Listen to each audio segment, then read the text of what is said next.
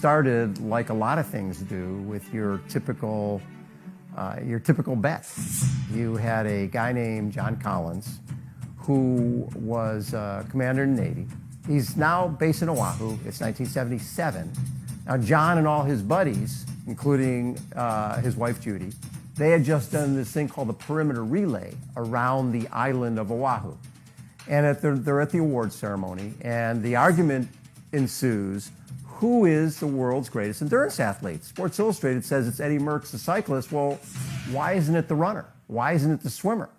And at that point, John got up in front of the group and said, we're going to find out once and for all who the greatest endurance athlete is. We're going to take the Waikiki rough water swim on our island, 2.4 miles. We're going to take the Around Oahu bike ride, 112 miles.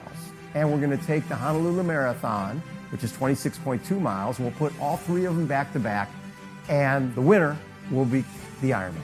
So in February of 1978, at Sans Souci Beach on the island of Oahu, 15 went in the water, and 12 ended up finishing.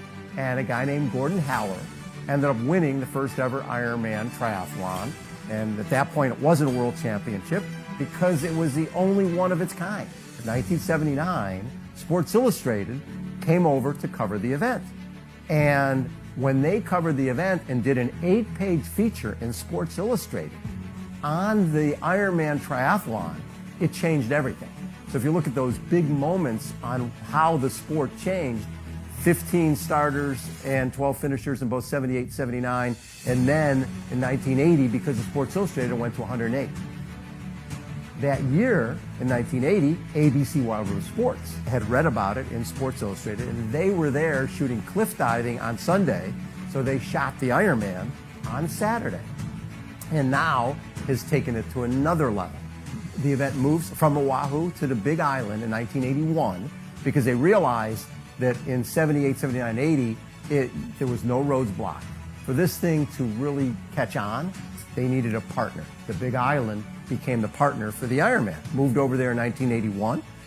Then you flash ahead to February of 82. And in that race, you had Kathleen McCartney, who was 22 years old and a college student. You had Julie Moss, who was 22 years old and a college student. And that race changed everything. Because you had Julie, who's winning the race, and all of a sudden, people are watching at home.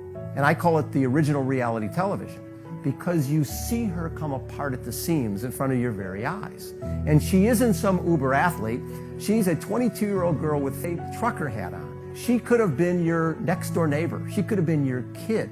So the person sitting in Pittsburgh or Milwaukee now has an affinity for this young woman who is struggling. You watch her collapse. She looks like Bambi. You're sitting at home going, stay down. What are you doing? Don't get up. And then she gets up, and then she goes down again, and then she gets up, and then she's on the ground. Kathleen McCartney runs by her to win the race.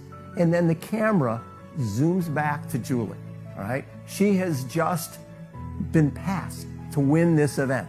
And what you see is Julie on all fours crawling to the finish line. The American public is watching this woman crawl to the finish line, see her collapse and put her arm across the finish line with a smile on her face. Our sport had gone mainstream, and it was because, not the uber athletes, it was the average athletes. The stories that were going to matter were going to be stories of these everyday people accomplishing something impossible.